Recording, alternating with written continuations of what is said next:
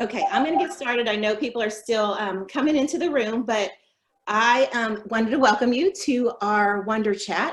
I'm Missy Hicks, co-founder of Wonders and Worries and the director of the Registered Provider Program. And I am excited to have you all back here again.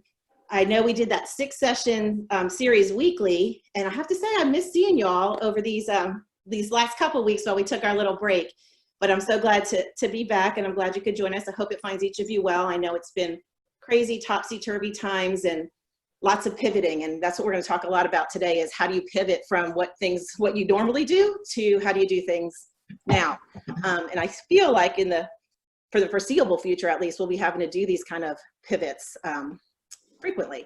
So anyway, I wanted to welcome you. We're going to get to our content in a second.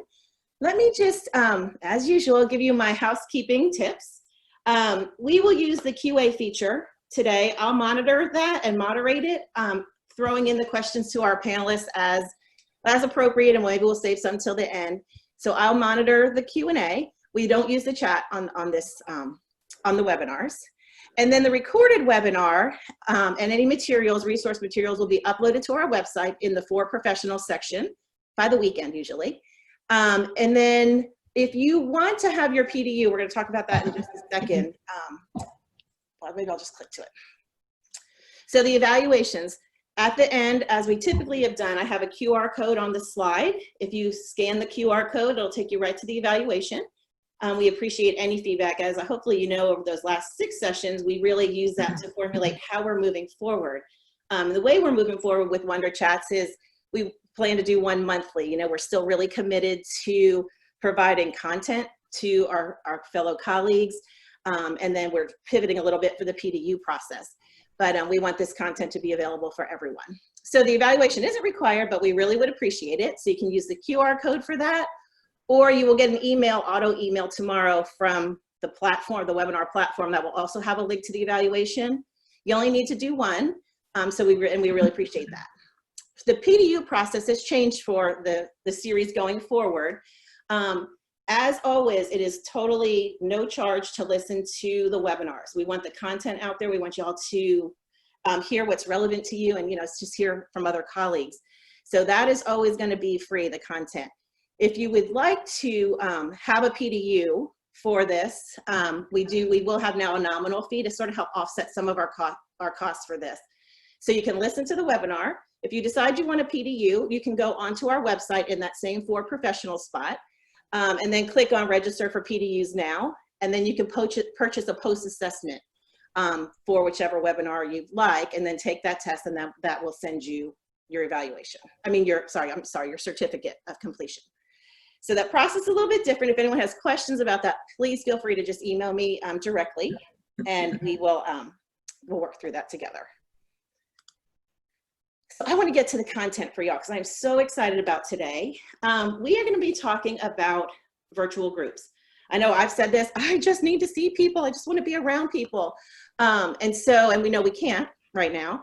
So this is such an important topic to be able to see how we can connect people in a unique way.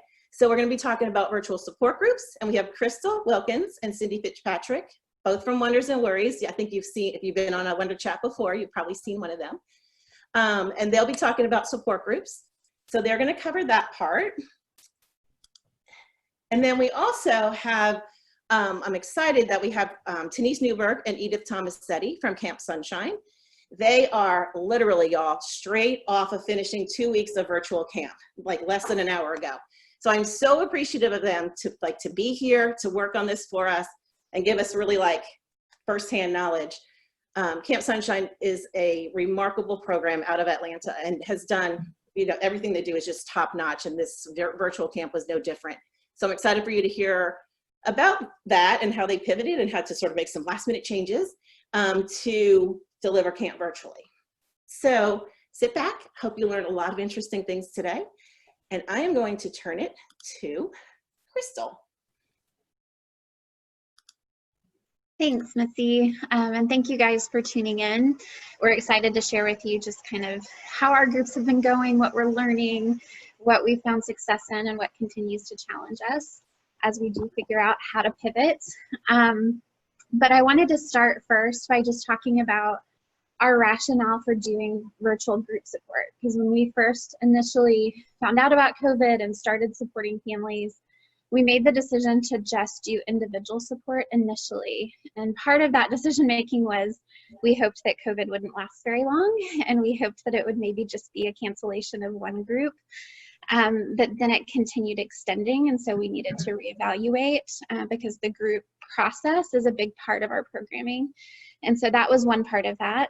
And the other part was we really wanted our team to be able to feel comfortable and competent, and with all the different layers and complexity of the programming that we offer, we felt like by just starting with individual support with our families and then layering in groups was the more appropriate way for us to do that, to where we weren't overwhelming our team. They could learn the curriculum in the virtual format, they could figure out their technology issues, they could figure out how to coach their parents and how to sign up and set up and all of that kind of stuff first, and really get kind of mastered at that. And then we could reevaluate the group piece. And so as COVID continued, and we did realize this isn't just going away, we really then did begin to evaluate, do we need to look at group support? And we were getting feedback from some of our families that were used to group support of like, hey, when are you starting back up? And we had no idea when to say that we were going to be able to start, certainly in person, but we began to start thinking of maybe we do need to do a virtual group. And so as we started thinking through, okay, well, how do we do that? And which group do we start with? And how do we test it? The natural kind of progression started with, well, let's start with teens. Our decision making for that was the teen group was very cohesive. They are a consistent group of teenagers that have been meeting for I think over a year, and Cindy can speak more to that. But they were already had established relationships, so it wasn't a brand new group. And they also, the teen population was also the group of kids that were having the most success with virtual support. And so it seemed like an easier transition to trial it with that and then evaluate it, see if we would continue it, and then see if we wanted to layer in another group. And so that teen group was highly successful. And then we looked at our school age group. We have a school age monthly group that meets. And so we started looking at that for June of, do we want to do that group? And the feedback from our team was the older school age kids are doing great with virtual support, but the younger school age kids, it's kind of hit and miss of how savvy they are with technology. And so we made the decision, okay, let's do the school age group, but let's kind of split it to where we do 8 to 11. And so it was a smaller group of kids, but it was more manageable for where their competency was with technology and for what we had seen be successful. And so we did that one. And again, Cindy's going to tell you all the fun details of that. And then we also looked at a group of kids that weren't getting as much as we felt like they should, specifically with our younger school age group and our preschool kids. Our preschoolers aren't getting any support because we aren't doing virtual support with them. And our young school age, it's just hit and miss of, are they capable of doing this in a virtual format? And so we started doing a parenting group, which we've historically done often, but we hadn't done in a while. But we had a lot of families, again, just looking for more support of how do they help support their kids with emotional regulation and processing with the quarantine and just all of that, plus the illness layer. And so we really felt like that would be another step that we could take. And Kim Fryer, the other program director, and myself, we're both child life specialists, but we have this other training in counseling and have this great model of parenting support that we're both competent in delivering. And we got sent this amazing crash course that's done in 3 weeks versus 10 weeks. And so it felt very attainable where we could do that feasibly with our family and so families. And so then we made the decision to start that this month as well. And so that was kind of the layering process of why did we start with individual, and then why have we now transitioned to group support, and the different points along the way that we've been testing, evaluating, and then making different decisions as we move forward. And we're super thankful that we've been able to add some group support to it because it feels more comprehensive and more authentic to who we are. We know the group support piece is so valuable. And so we don't want to withhold that if we can do it, but we also want to do it in a professional way. And so anyways, that was our decision-making process. And I'm going to pass the baton now to Cindy. He's going to talk more logistics and details of how those groups have gone. And then I'll tag on to the end to tell you a little bit more about CPRT. Okay. So as Crystal mentioned, we started our virtual groups, and in doing several of them, we found out that we learned that a couple of things were key. And the first thing that we learned was we needed to have well-planned logistics. And so we usually have a maximum of like 10 participants, but on average we have about 7 teens that are part of our teen group. And when the virtual teen group started, I was so excited because, as Crystal mentioned, this was a group of about 10 teens that were coming monthly for about a year. And so, I was just very excited that we could do this. In terms of number of facilitators, ideally, 2 to 3 people. At Wonders and Worries, we have 2 child life specialists that are facilitators, co-facilitators. We have a practicum student that's with us, and they're actually a part of the pictures. And then we have our child life assistant. And you might think people, but there's so many different components of a virtual group that's why it's important to identify staff to do certain things.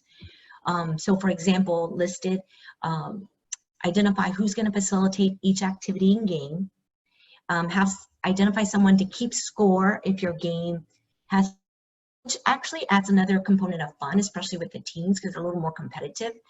Identify someone to take pictures, of course with the parents' permission, and somebody take notes for charting. And usually in the practicum student and the child life assistant. And additional things, which will be on the next slide. So additional tips is we send out a pre-group email. And this email should really include the role of the parent during group, especially for the younger school age kids, because they will need assistance setting up the device.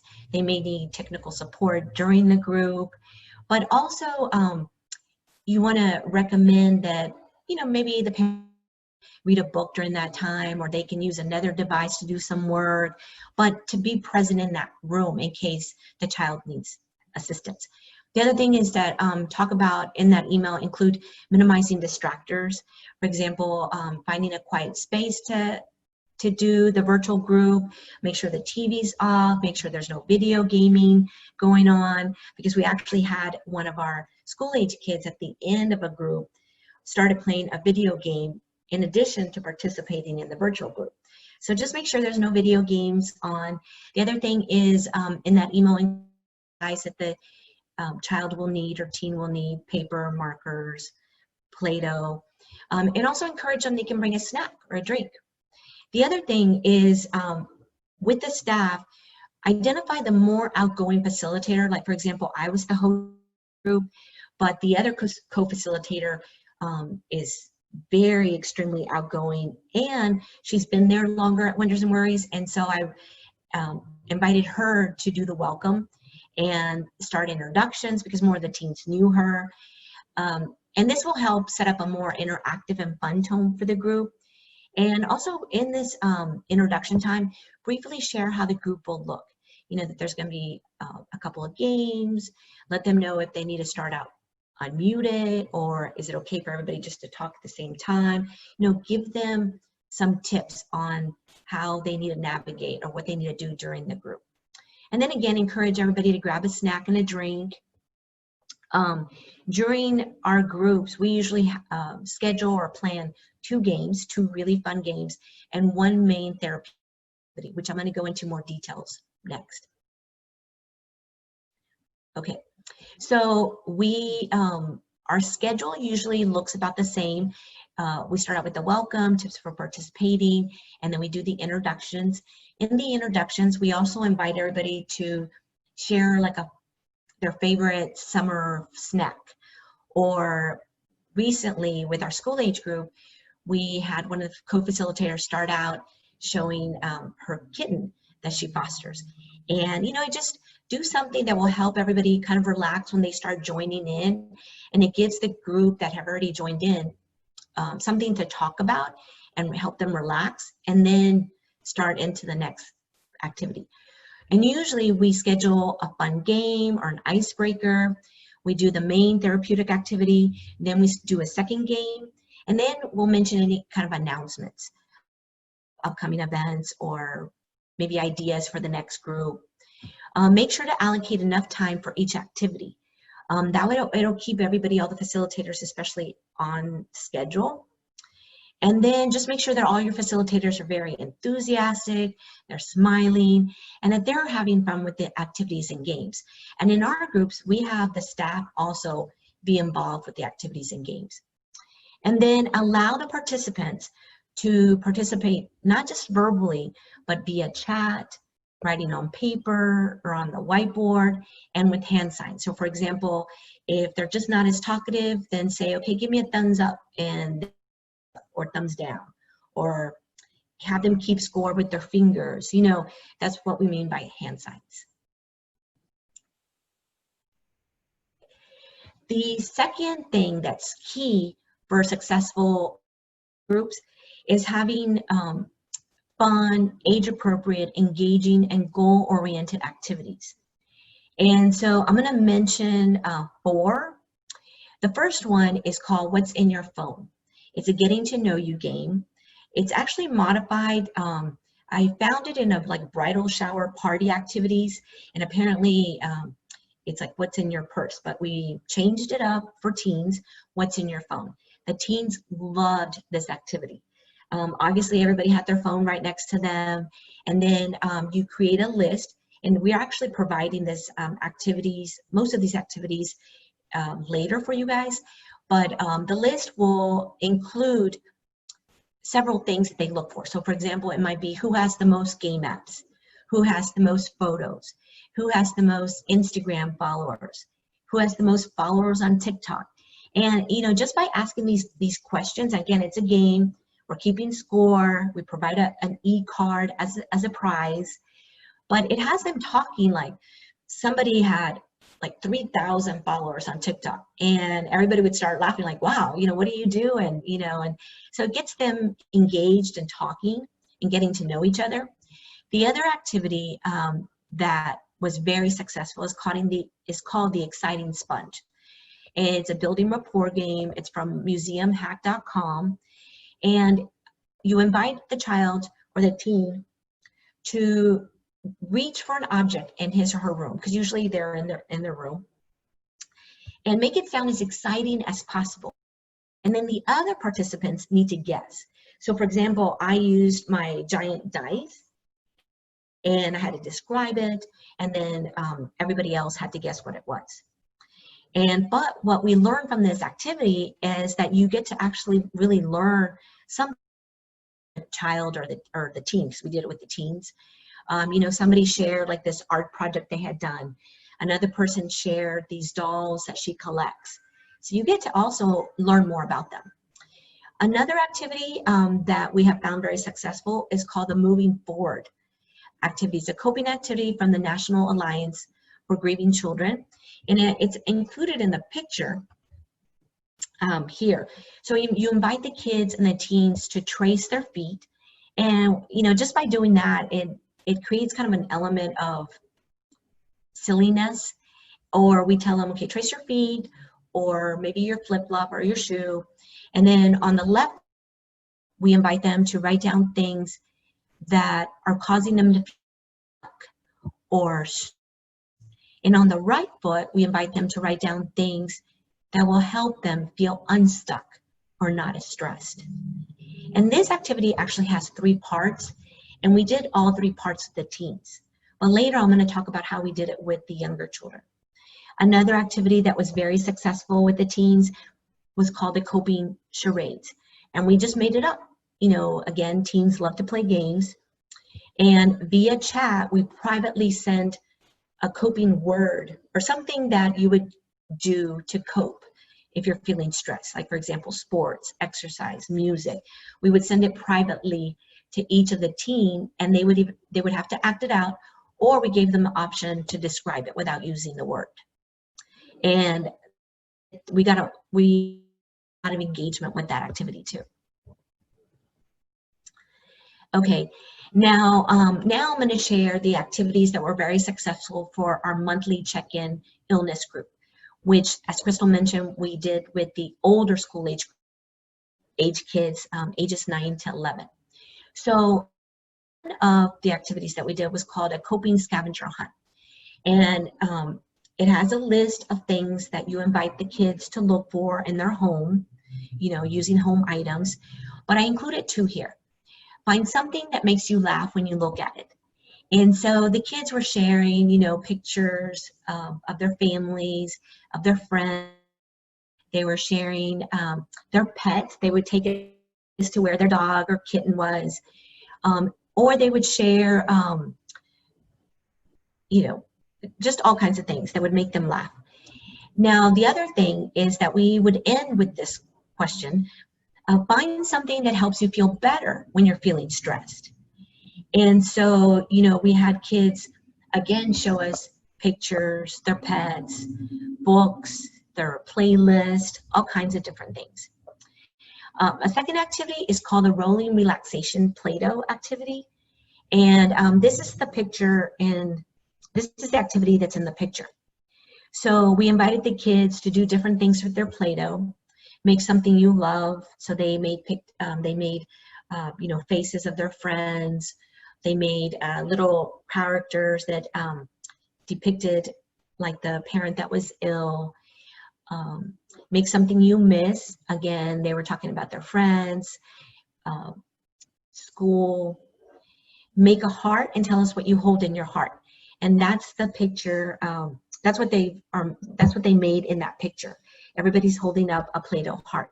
And then we invite, you know, tell us what you hold in your heart. And as you can see in the picture, the kids loved this activity. Then we did a dance break. We, just for movement, we used the Happy Song by Pharrell, which instantly makes everybody want to dance. And so the kids were going all crazy. I even pulled out my little miniature disco ball. And, you know, I think we just made it last 1 minute so people could just get out of their chairs and move around. And then the moving forward beat activity that we did with the teens also was very successful with the school age kids, but we only did the first part. With the teens, again, there was 3 parts that you can do for that activity.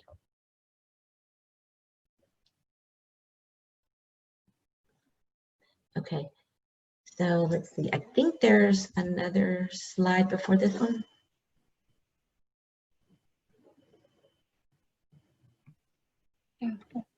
Is there a previous slide? Maybe. I may have gone too far. I'm sorry, Cindy. It's okay. The one about technology. Oh, no. Missy, help. Sorry, y'all. It's okay. It's okay. So we also wanted to share, yes, this was it. Thank you.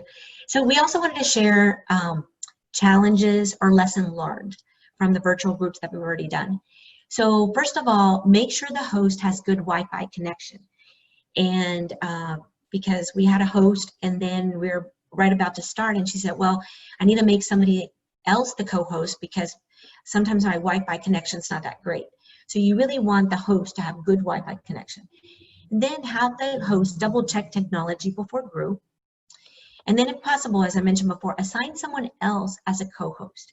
Okay, that helps, especially in the example that I mentioned before where there was a boy towards the end, you know, we really couldn't figure out, but then we saw him playing a game.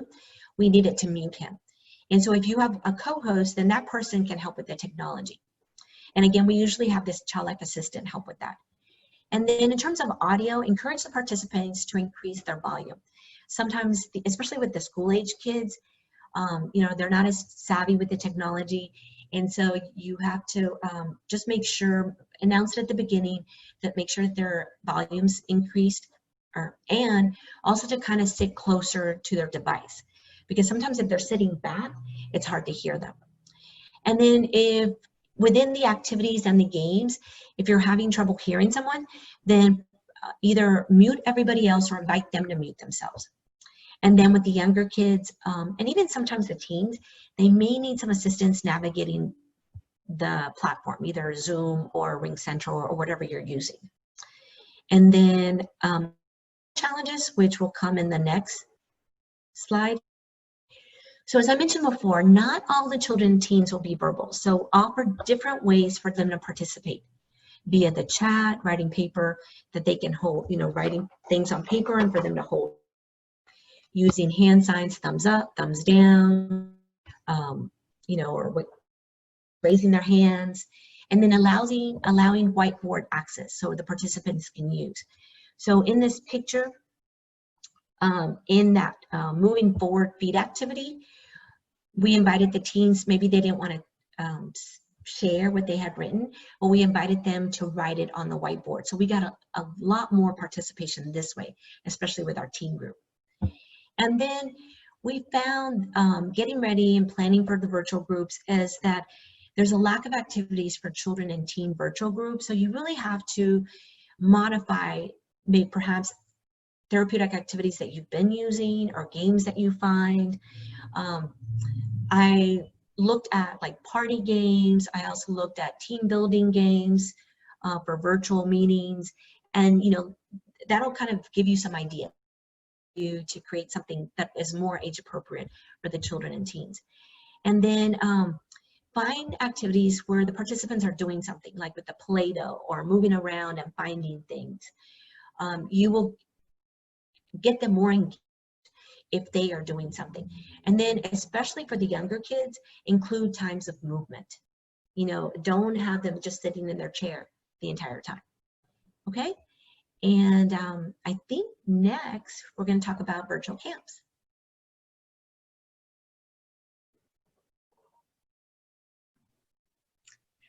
Actually, before we jump to virtual camps, we have Okay. one more slide. Sorry. If I can figure out how to, no, you're good. There we go. Okay.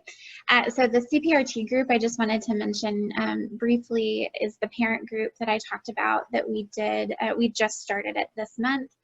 And again, we did that because we had parents asking for additional resources and support. We had myself and Kim, who were skilled at teaching this particular type of group.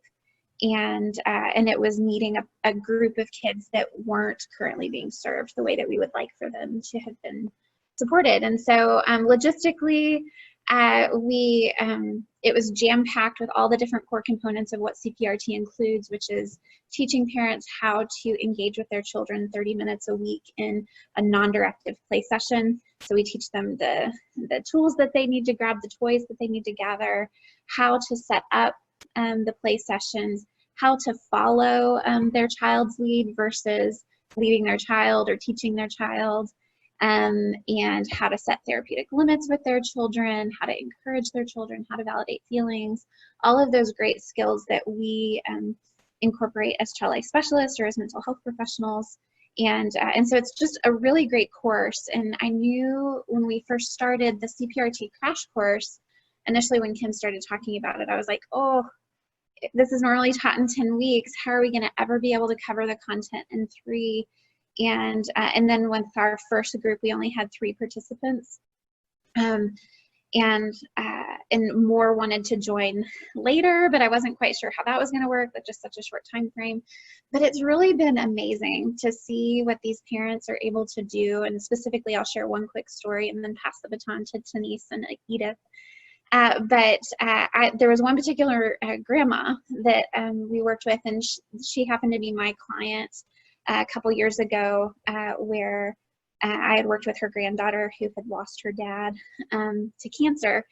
And this grandma is just amazing. And she recognized her granddaughter was at a new developmental stage since her dad died, and she was struggling with processing that at this new developmental stage, and she wanted more support, but didn't feel like she had the skills in and of herself. And anyway, she jumped in the first week, but because her granddaughter lives with her mom, she doesn't have her all the time. So she's like, I'm going to be slower with the skills. I'm not going to necessarily be able to do play sessions every week. So anyways, bear with me basically. And it was so fun. We did the group yesterday to hear her talk. She hasn't had time to do an actual play session. But she talked about doing a FaceTime, and she was sharing about this FaceTime that she did with her granddaughter and all the different skills that she used. And she was reflecting feeling, and she was letting her lead. And her granddaughter was so excited that when she finished, she's like, "Thank you, Grandma. Thanks for playing with me." And it was just such a fun thing to see, an expectation I had no idea we could meet. She did. And so I told her, I was like, that's advanced. Like I've been doing this for 17 years and I'm having a hard time figuring out virtual support. And you just did it on the fly. And it was just really fun. And it was a sweet reminder for me of don't limit yourself. Like dream big and think big and try things. And I think that's been something that we at Wonders and Worries have as a part of our culture, is to try and test and certainly stay within the scope of boundaries that we have professionally. But anyways, it's been fun to see that come to fruition and see it support the families in the ways that they need it. So with that, I will pass the baton to Denise and Edith to share with us about virtual camps. Actually, Crystal and or Cindy, while I'm transferring the remote control over to Denise and Edith, do you think you can address just briefly confidentiality? So if you have this group online and maybe parents in the background, how have y'all addressed confidentiality in the virtual support group setting? And I'm going to transfer this to Denise in the meantime. Cindy, do you want to take it for the kid groups or? Yeah. So at Wonders and Worries, as part of our virtual services sessions with the younger kids, we do, how should I say, tell the parents to be in that same room. And so we just kind of followed that with our virtual support groups. With the teens, it seems like everybody's in their own room with the door open. And yeah. Yeah, I think part of it too is educating parents. When we're doing parent intakes of in group, we can't 100% promise confidentiality in the same way that we can with individual support, because we can't control kids beyond that. And then, as Cindy said, they're in open spaces, so it's not as confined as it would typically be within the office setting. And so educating parents on that and the limits of confidentiality, I think, is really important. And then doing our due diligence of, like with the pictures that we're sharing here, everybody's signed consent that it's okay to share their pictures.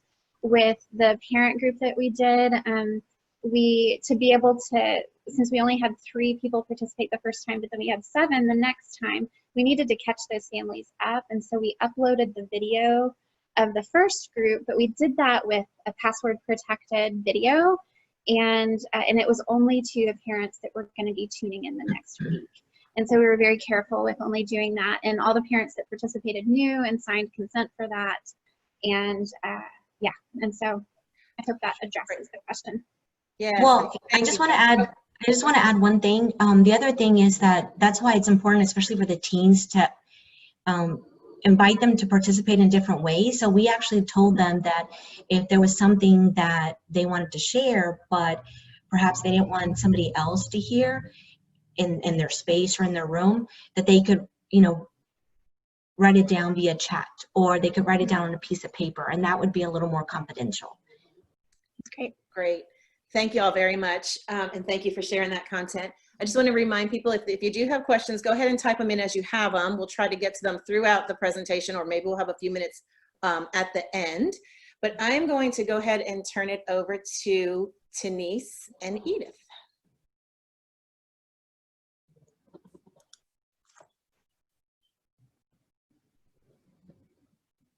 Thank you, Missy, very much. I'm Denise Newberg. I'm a program director for Camp Sunshine with my partner, Edith Thomas-Setti. And as Missy said, we just came off of 2 weeks of virtual summer camp about an hour ago. So we learned lots of things in the process. We began this process. We provide year-round programs for children with cancer and their families in Atlanta. And we, of course, like everyone else with COVID-19, suspended our programs in March, but with the hopes that by June would be able to have in-person camp, but we're not able to. And so we had announced in April to our staff, after we had consulted with our board of directors, our medical staff, and then our program staff, that indeed we would be transitioning to virtual camp. That was on April the 16th. So we notified everyone of our transition that we were going to make. But in doing that, we wanted to stay true to our vision and our mission and our values to serve our families. And so in starting to plan, we really thought about what it was we wanted to do and how we wanted to do that. And so we are a community of families and children affected by cancer. We have many that participate in a lot of programs. Our summer camps are for ages 7 to 18, 2 separate weeks. And we wanted to make sure that in planning that our values stayed in place. We wanted it to be fun. We wanted the parents to have that trust in us, and we didn't have that accountability. And we wanted to still have a nurturing, compassionate, and safe environment for kids to be able to come together and have the respect for each other and their staffs. So when we started this process, we had to consider our campers and our families. Would they come, first off? Our staff, would they participate? We knew we couldn't do it alone. So what would their availability be? And given the time frame, April to June 14th was our start date, could we really plan to do this program? We'd been planning for a full year, and we didn't really know how we were going to do it. So in that time frame, we looked at many resources, really from March to our date of April 16th when we decided to move virtual. And Edith and I looked at resources through webinars on any camps, any existing programs that were already going virtual, what their process was, what they were doing, how they were doing it, and the possibilities we found were endless on what to do. And then again, we are a volunteer organization with over 200 volunteers for the 2 weeks of camp, and what it would look like for our volunteers online. So again, like I said, our time frame started in April. We notified our campers and our families we were moving. We continued our summer camp registration process, hoping they would still continue to register for virtual camp. We notified the staff. We designed a survey to get their feedback, if they were available, what their interests were in participating. And then again, like I said, we researched as much as we could. We reached out to our Camp Sunshine family who had expertise in IT and media to be able to move forward, what it would entail, and to get their advice. We reached outside the Camp Sunshine family to find out about other virtual programs, to companies who were putting on webinars, to other nonprofit organizations who were doing graduations and support services and recreation services, to find out what they were doing and what it looked like and what we could take from them.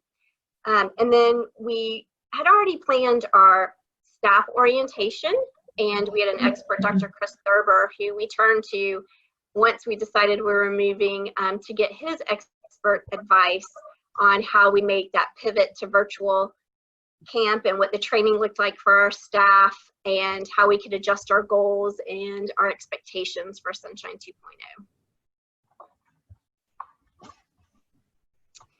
And we continued through May.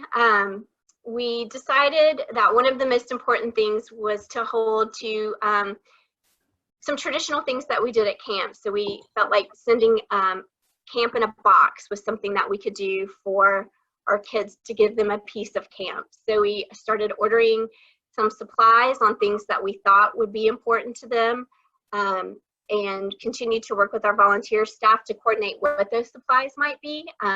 We didn't have a firm schedule yet, so we were just looking at what we thought we were going to do, and started getting that together. We chose the Zoom education platform, which it took us some time to decide what was the best, what was the safest, what was the most intuitive, what we felt families would feel comfortable and safe with, what our staff would feel comfortable working with, and we felt like Zoom was the right platform for us. And then we, after much consultation with our IT experts, we hired 3 interns because we knew we could not do it ourselves. Edith and I are not IT experts, and really didn't know how we were going to work getting all the information and all the program links and things out to our campers, and how to set it up and do all these things electronically. So on the great advice of our expert, we hired 3 interns. One was a graduate student at Emory University, and then one was she's a junior at Emory University, and then a recent graduate from the University of Georgia. And the 3 of them did not have any really experience with Zoom except for participating as a student. So we took a chance on them. They were much younger than we are, and much quicker with technology than what we were, and it turned out to be the best decision, and couldn't have done it without them. Once we had those students in place, and it really was the end of May when we brought them on board, we worked with them to get a daily action plan in place on what each of us were tasked with to get camp delivered to our campers and to our staff by our June 14th start date. And then we again worked with Dr. Chris Thurber to help us design and implement a camper parent orientation, because our campers and our parents also needed to be oriented on the Zoom process and what camp was going to look like on a daily basis for them.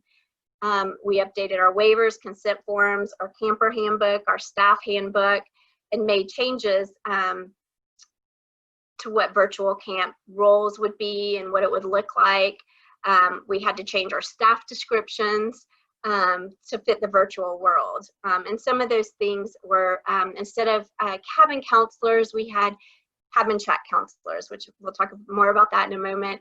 We had IT counselors to work on our IT system. Our interns set up a help desk to be able to address those needs. We changed our activity staff roles to activity monitors. So just looking at what our needs were going to be and changing those roles to make it clear and defined, so our staff was prepared for what they were about to embark on. We also changed our camper goals to reflect virtual camp. They stayed pretty much the same, but we did change them just a little bit. And of course, having fun and being safe and having a great camp experience was something that we always hold true to. So we tried to recognize that our goals that we had still would work. They just were going to look a little different.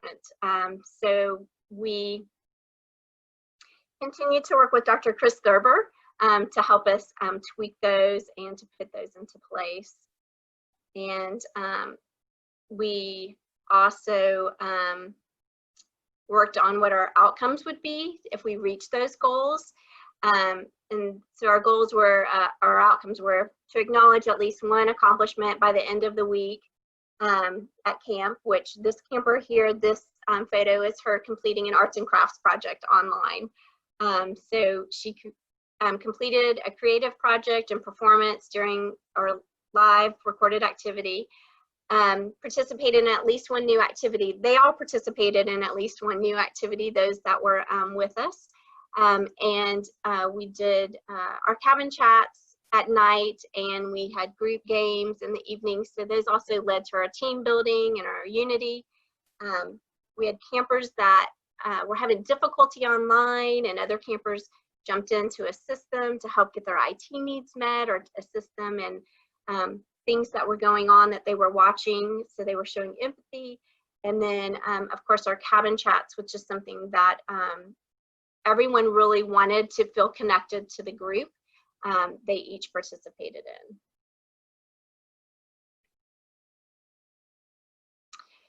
So when it came down to what we were going to do, we tried to work on our daily schedule and what it would look like. It's very, very full at camp, and we wanted to have them feel a part of camp and still participating in those activities. So we looked at what are things that we felt were really important to our campers. And so flag raising and morning announcements. We always gather at the flagpole together as a group, and it starts our day. So we felt that was something important to do, and to lead off with morning announcements, what our day was going to look like. We provided a live activity in the morning, a live activity in the afternoon, and a live activity in the evening. And then our cabin chats, we provided for them 3 nights a week. The other thing we did is we reached out to our staff who are activity leaders at camp, and wanted to make sure that those things that they weren't able to participate in, we had a video so they could feel still like they were at camp. So those included horseback riding, cooking, different things that we weren't able to do over the computer. We had 160 campers registered for our teen week, which we traditionally have about 245. So our numbers were a little smaller than what we had hoped for, but still they were great. Our campers that we had registered for junior week was 106, and still same schedule, just tweaked the times a little bit for the little ones. A list of our activities that we had, the 2 choices a day are listed all there. We tried to stick to what we would do in person camp for our activities. That's how we chose those. Then our camp in a box that we sent. These are the things that we sent. We sent all the arts and crafts supplies they needed for the live activities, which were canvas painting, watercolor. We purchased drums for the campers so they could do our drumming program, chalk art, paper supplies. We have magic and cartooning, had all of those supplies. And then our traditional things that they would always receive at camp are a shirt, a bag, a bandana, our Camp Sunshine swag, to make them feel like they still had a little bit of camp. And you can see both of those campers there with their boxes. And an important piece of our camp in a box, we did have a volunteer who stepped up and helped design the box, provided a location for us to pack them by still physical distancing with our volunteer staff to really get those out. And she did an incredible job, and the kids really loved them. The traditions, like we tried to stay close to, were the opening ceremony, our flag raising, singing is such an important part at camp. Our teen dance, we did a virtual dance. We had our traditional talent show for our little ones. Again, our cabin chats, and then a huge part of camp is our graduation for our seniors. And then this is our video, our closing video for Denise? Yes.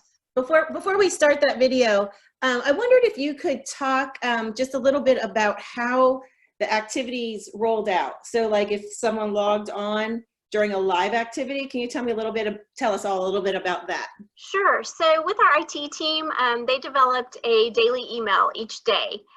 So the campers had a registration process where they registered prior to camp, and then they received a daily email every evening the day before the next day, and they would have their Zoom links, and they would log on to the link at the given time. So at 10 o'clock in the morning, it was arts and crafts. They would log on to that link. We would have 2 instructors that were leading activities. Because of our numbers, we wanted to make sure we had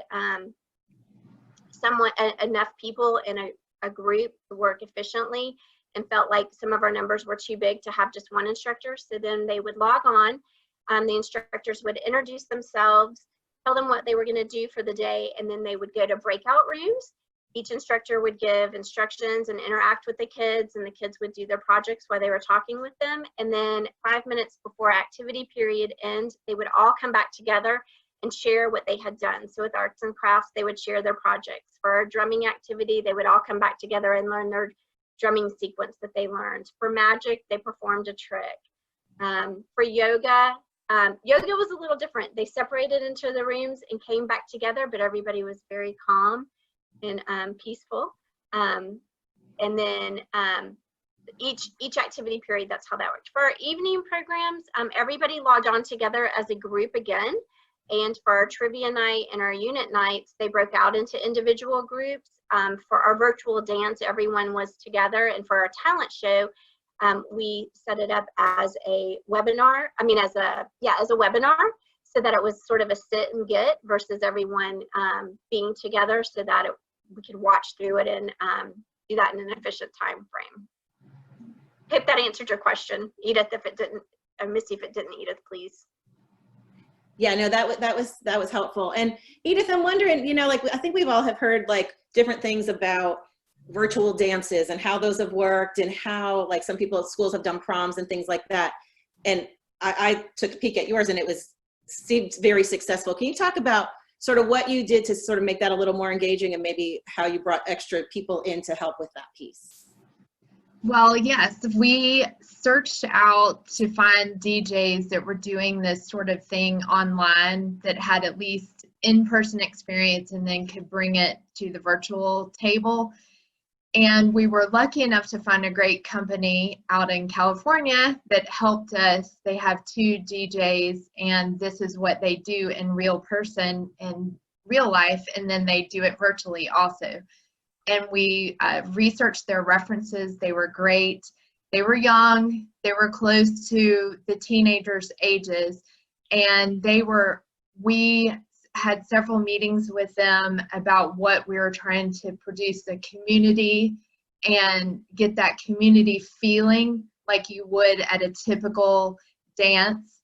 And they were very successful in doing that for us, in that they respected all of our traditions. We have a final dance that we just play the song, and they also spotlighted kids and staff that were dancing and having fun, so it made you feel like you were there with other people, and they would call on people as they saw them, so it gave you a feeling of really being together. Great, thank you. And so I think what we'll do is, I haven't seen any questions pop up, but what I'd love to do is, first of all, thank all 4 of our speakers. It's been such a great wealth of information that you're sharing. I want to remind participants that it will be on the website this weekend. And then I will, in a minute, click over to the evaluation slide that will talk about what our next WonderChat is going to be. That is on July 31st. But I want to close out. I want you all to take a look at this the slideshow that they have. And I know some people have to drop off at a certain amount of time, so I want to be sure I'm being mindful of that. So I'm going to play the video, because I want you to take a peek, because it really gives you a look into some of the activities that were done. And then I'll put the other slide up, but I know some of you might not need to pop off, so I did want to thank our speakers. I'm so appreciative of all 4 of your time. But if the speakers can kind of stay on, I see some maybe questions might be popping in. Maybe we can type those answers in as we go. So I'm going to play the camp video for you.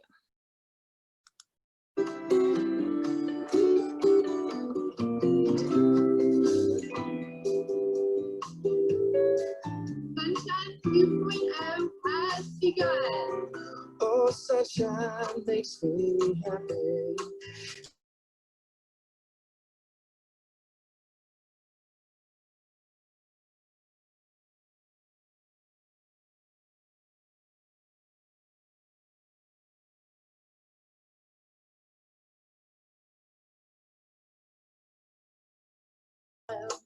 With your doors wide open, I'm happy to stay a while. But before I move on, give me one more. Give me just one more day. There is no place else on earth that feels this way. It covers a gray holiday. and you just won't let go. You're a piece of heaven wrapped up in Georgia gold.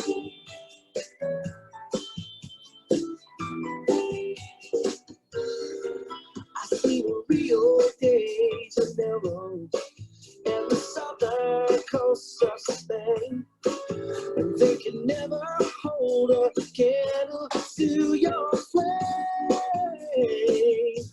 So even when those buses around that corner coming for to carry us back home, I keep you deep inside my heart, so I'll never feel alone. But before I'm gone, give me one more moment, give me just one more day. There is no place else on earth I feel this way. It covers around your name, the sunrise, and you just won't let go. You're a piece of heaven wrapped up in Georgia gold.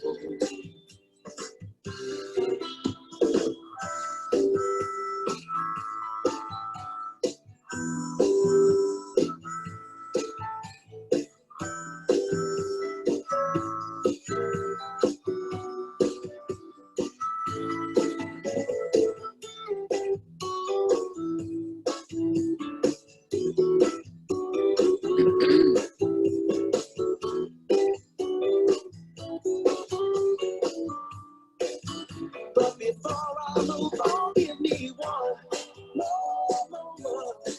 Give me just one more day. There is no place else on earth I feel this way. It covers around your name, sunrise, and you just won't let go. You're a piece of heaven wrapped up in Georgia gold.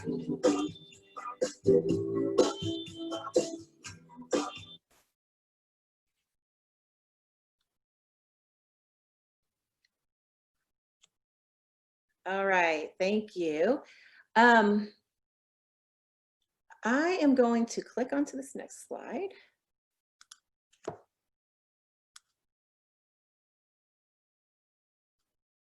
And click onto here, our final slide. And then just so you have the information, this is the evaluation link, just to give us some feedback. We would certainly appreciate that. Our next WonderChat is on July 31st, and the topic is gonna be now what? And it's really talking more about coping with those ancillary losses and changes through COVID. So we're excited about that. Watch out for the registration link for that. And remember, if you wanna just listen to the webinar, go ahead and you have to do the registration link. And then it's a separate process if you want to do the PDUs. But regardless, you still need to register, so you'll get the link to log into the session. And before we go, I did see a question pop up, and I know Crystal typed an answer, but I wonder if for the people that are still left on the call, I know like Edith and Denise, I was on a call with y'all too, and you were talking some about kids who are just so fatigued from being on Zoom because of school, and that maybe impacted some of the numbers. And I know Cindy and Crystal, you know, some of that may be happening with children. I know my own personal daughter is like, I do not want to be on the screen anymore. So can any of you address that piece, or how have you addressed it, or is there something you want to share? I know, Crystal, you typed your answer. Maybe you want to share that out loud.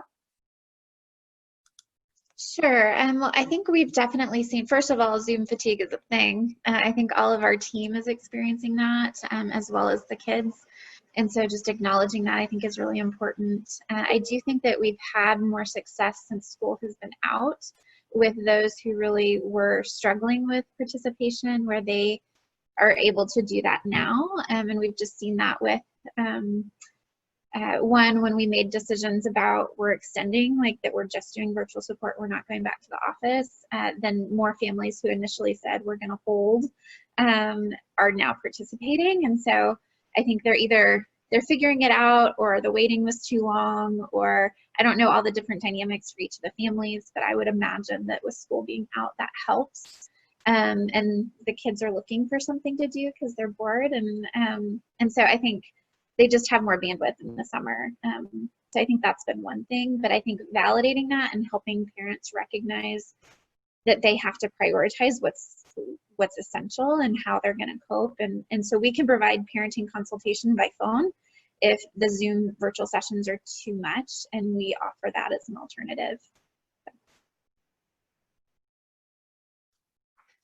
Thank you. Anyone else have anything they wanted to add to that? Well, I'll add one thing. I think that's why it's very important to make the activities as fun as possible and age appropriate. So you'll want those children and teens to participate again. And, you know, add silliness, use lots of props. I just try to make it as fun as possible. Great, thank you. And then this is a little bit related, but not necessarily on the same topic, but Edith and Denise, I know on your cabin chats, I did pop into some of those as well, and your staff was doing a really good job of engaging the kids. What did you tell them, or how did you coach them or prepare them to be ready for cabin chats, which they normally would do in person, right, at night in their cozy cabin? Yes, we had in the manual and then also in the orientation with Chris Thurber, we talked about cabin chat suggestions, but in particular online ones and things you could do. And I believe Cindy talked about this, or Crystal, about the whiteboard and other options that you can use for online gaming, you know, games besides just Simon Says, the typical things that you think of that you can do, you know, the reverse scavenger hunt. And we also had them establish parameters and rules from the beginning of, okay, you know, we're going to be nice and engage and all of those things, as we always do at camp. But then also to have a backup plan if one person's internet goes out. It's all of those extra things you have to think about.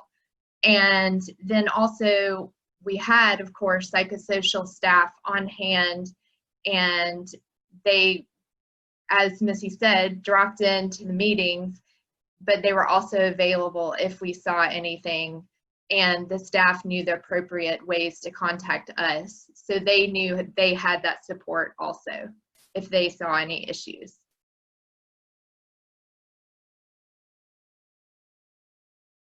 Great. All right. Well, thank y'all. We are about 3 minutes over, so we did pretty good with our time. I so appreciate all 4 of you being here and sharing your information and knowledge with everybody. Those of you out there, thank you for hanging in there with us. Hope you can take some of this information and apply it in your setting in whatever way you need to tweak it. And I hope we'll see you again at the end of July. Thank you.